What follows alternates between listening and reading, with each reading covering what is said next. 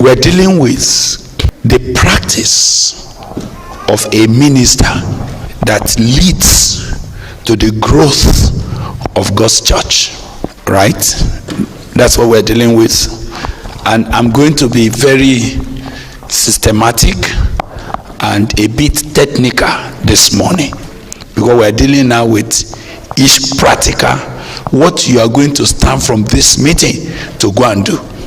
Is that all right?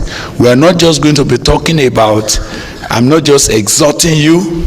We spent the whole of yesterday doing that. But this morning, we want to start dealing with what must you go from here. Practical action that will lead to the growth of God's church under your hand. Biblical practice that will enhance the growth of God's church under your hand. That's what we're looking for. Now, the first point, which is very, very basic and critical, is you. You are the first key to the growth of the church. You, the clergy, the man of God, the pastor, the preacher, is the first key to the growth of the church. The church either grows at your instance, or the church dies at your instance. Growth in the church will be affected very, very greatly by you, and their growth could be hindered very, very greatly by you. So the first key issue is you, and let's deal with that very quickly. We have been dealing with it over and over and over and over. Everybody that have been speaking has been speaking about you, and I just want to note that as the first issue. Then I'll go over it. Then I'll go and continue my business. Is that all right? Now, I therefore, a prisoner of the Lord, beseech you that you do what?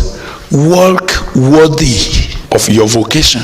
The first issue is that you must walk worthy.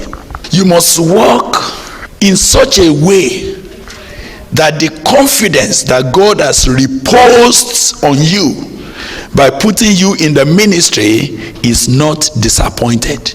Don't disappoint the trusts that God has placed upon you to bring you into the ministry. You know why? Do you know why? Every misbehavior in the life of a preacher has a multiplier effect on the people that hear him. Every time anything goes wrong in the life of the man of God, it has an exaggerated effect on everybody that he is ministering to.